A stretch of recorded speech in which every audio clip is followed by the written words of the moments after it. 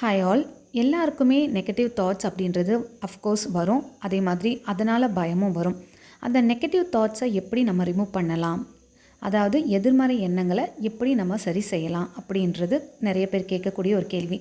தயவு செய்து சீரியல், தேவையில்லாத நெகட்டிவான ஒரு விஷயம், நியூஸு, அந்த பிக் பாஸ் மாதிரியான நியூஸ், இதெல்லாம் நெகட்டிவ்.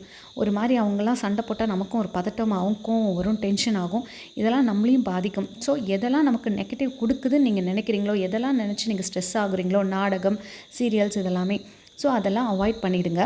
அதுக்கப்புறம் உங்கள் வீட்டுக்கு உள்ள ஆட்கள் மேலே உங்களுக்கு என்ன கோபம் இருந்தாலும் அவங்க எல்லாரும் உங்ககிட்ட நாங்கள் நல்லபடியாக பேசுகிறாங்க, அவங்க எல்லாருமே பாசமாக இருக்காங்க அப்படின்னு பொய்யா சொல்லுங்கள். வாய் விட்டு பொய்யா சொல்லிக்கிட்டே இருங்க. பொய்யா ஒரு மந்திரம் மாதிரி சொல்லிக்கிட்டே இருக்கும்போது உங்கள் பீனியல் கிளாண்டில் அது போய் ரெஜிஸ்டர் ஆகிடும். அப்புறம் உங்கள் சப்கான்ஷியஸில் பொய்யான ஒரு தகவல் வந்து ரெஜிஸ்டர் ஆகிடும்.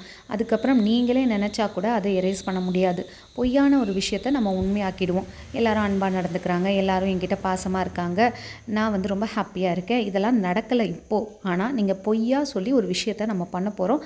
ஸோ இது என்ன ஒரு சேலஞ்ச் அப்படின்னா, அந்த பொய்யா கூட சொல்கிறதுக்கு நம்ம மனசு வராது, வேறு வழியே கிடையாது. இது ஒரு சிம்பிளாக நீங்கள் எப்போல்லாம் வந்து என்னென்னவோ பண்ணுறீங்கல்ல, ஒரு வாழ்க்கையில் தேவையில்லாத விஷயத்துக்கெலாம் பொய் சொல்லிட்டுருப்போம்.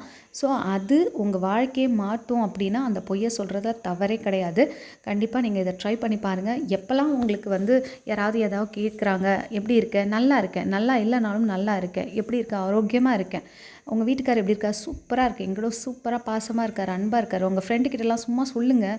சொல்கிறதுல என்ன காசாக பணமா, அப்படி சொல்ல உண்மையாகும் அப்படின்றது ஒரு நல்ல விஷயம். அப்போ நீங்கள் சொல்லலாம்.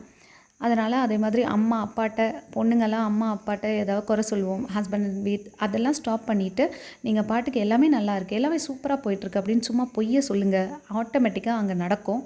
ரொம்ப சிம்பிளாக சொல்லிட்டேன். ஆக்சுவலி பார்த்திங்கன்னா இது ரொம்ப டஃப்பான ஒரு விஷயம். வேணால் ட்ரை பண்ணி பாருங்கள். அதுக்கு முன்னாடி அவங்கள மன்னிச்சுட்டு போனப்போ அவங்களுக்கு சொல்லிவிட்டு இந்த விஷயங்களை நீங்கள் ஃபாலோ பண்ணுங்கள். கொஞ்ச நாள் உங்களுக்கு கஷ்டமாக இருக்கும், அதுக்கப்புறம் அதுக்கான ரிசல்ட்டை சூப்பராக நீங்கள் பார்ப்பீங்க. இதே மீறி உங்களுக்கு கவுன்சிலிங் வேணும் அப்படின்னா மேலே தெரிகிற வாட்ஸ்அப் நம்பருக்கு எனக்கு ரெஜிஸ்டர் பண்ணிக்கோங்க. அந்த மாதிரி பிரம்ம முகூர்த்தம் கிளாஸ் அடுத்த பேட்ச் ரெடி ஆகும்.